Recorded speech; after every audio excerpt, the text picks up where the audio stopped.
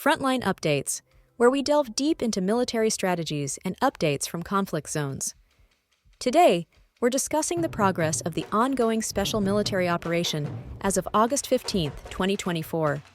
I'm your host, Sharifa Muhammad, MGT. I'm Colonel A.C. Oguntoye, an infantry officer.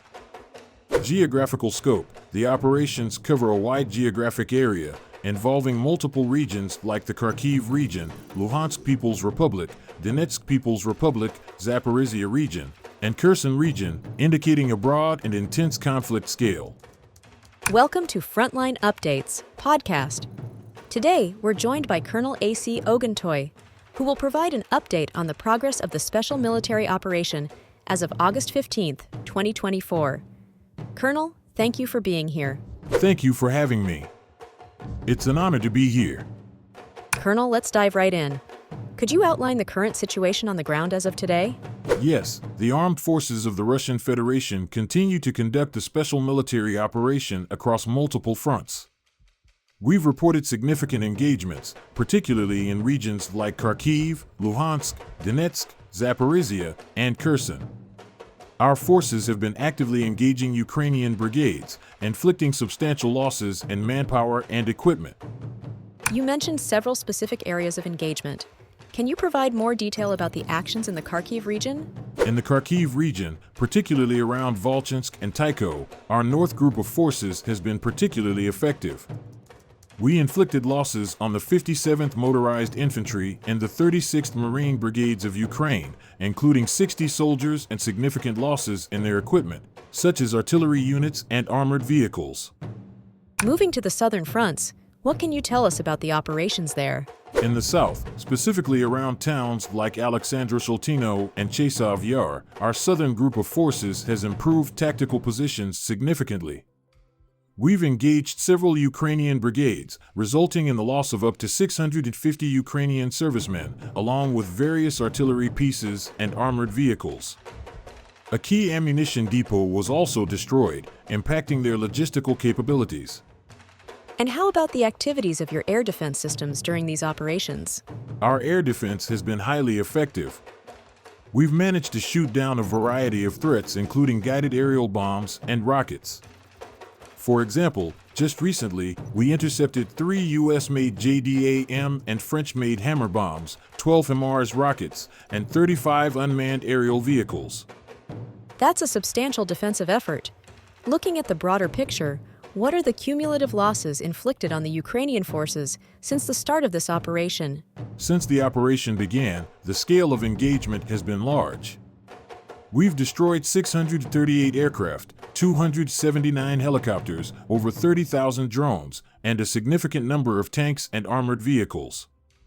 Our operations have decisively degraded the opposing forces' capabilities on multiple fronts.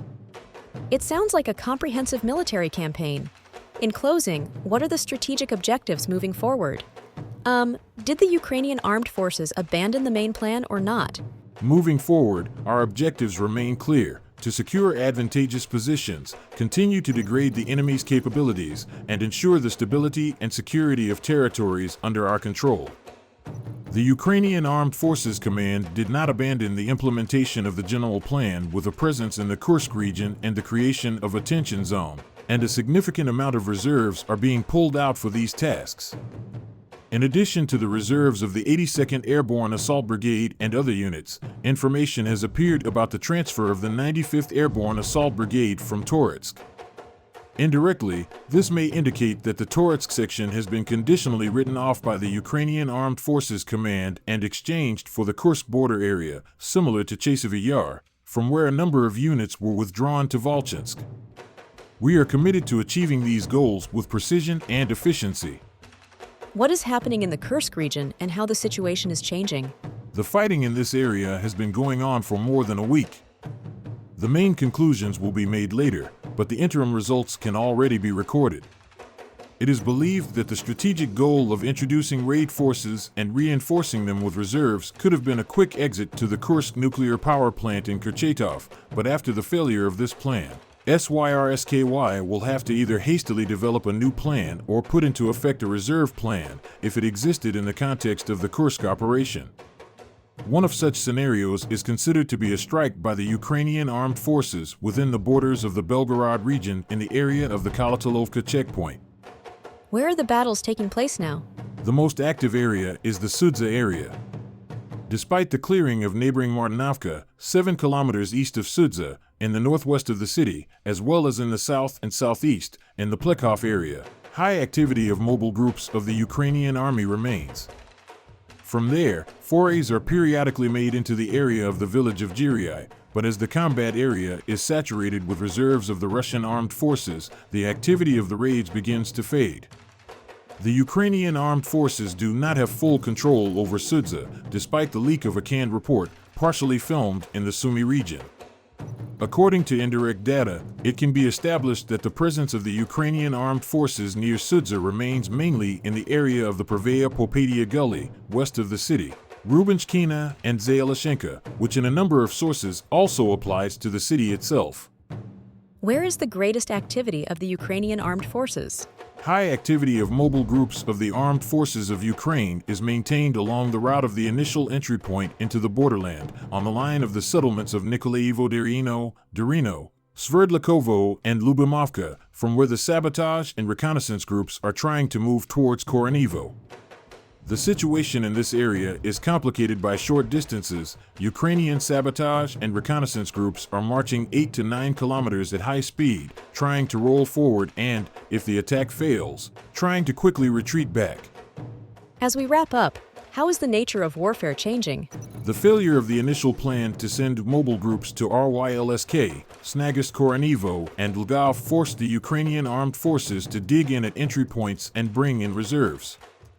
One possible option could be to strengthen the offensive southeast of Sudza toward Belitsagiria, where the Ukrainian armed forces initially tried to break through and where a large column with wheeled armored personnel carriers was lost. The Ukrainian army is trying to get there because of the interchange, the use of which will allow maneuvering and, if necessary, continuing strikes. The main problem with this plan is that the element of surprise has been lost, and small, even relative to this operation, groups of the Ukrainian armed forces are increasingly being hit not by drones, but by 2 or 3 FAB-500 aerial bombs from the UMPK, which indirectly indicates that aviation is tightening its control over the territory. Colonel, thank you for providing such a detailed briefing on the current military situation. Your insights are invaluable to our understanding of the conflict's dynamics. And thank you to our listeners for tuning in. Join us next time as we continue to provide up-to-date coverage on global military affairs. Stay with us for more updates and expert analyses on global defense and security issues. Stay informed, stay secure. Thank you for having me. It's important that the public understands the scope and the seriousness of our operations. According to Gaza's health ministry, over 40,000 Palestinians have been killed in Israeli attacks, with many more buried under rubble and threatened by illness. Israeli military aircraft struck Hamad City, while artillery blasted residential buildings in Khan Yunis and the southern Gaza Strip, after dozens were killed in attacks across the Palestinian territory over the previous 24 hours.